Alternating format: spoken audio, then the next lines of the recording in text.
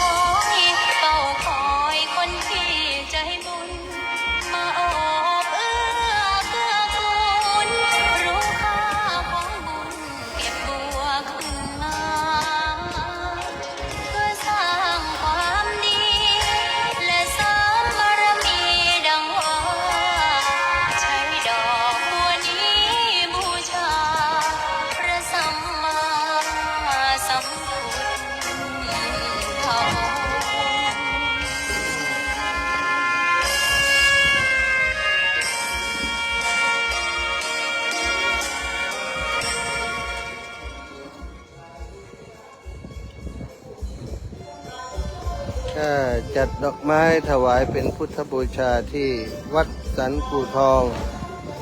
โดยโยมน้องพนิตราพรหมมินทร์และครอบครัว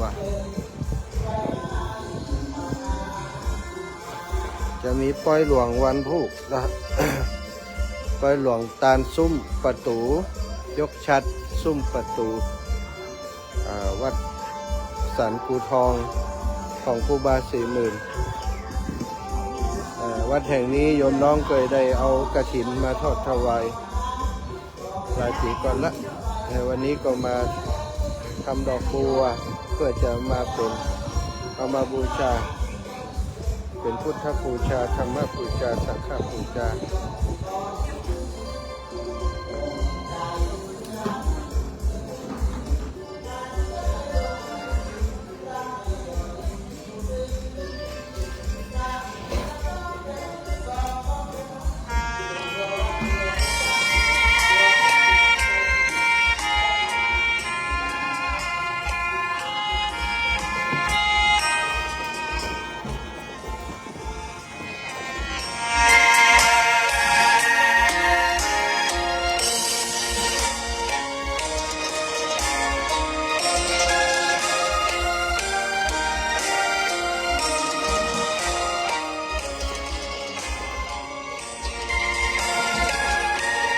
เอากราบเหียกราบเหีย ดอกบัวดอกหนึ่งตรึงใจไว้เพื่อบูชาแด่องค์พระศาสดาสัมมาสัมพุทธเจ้า บุญรักษาอยู่ดีมีสุข มีค เกิด วา ทุก ม ภพทุกชาติขอให้เป็นอย่างดอกบัวที่สวยงามนี้เนอ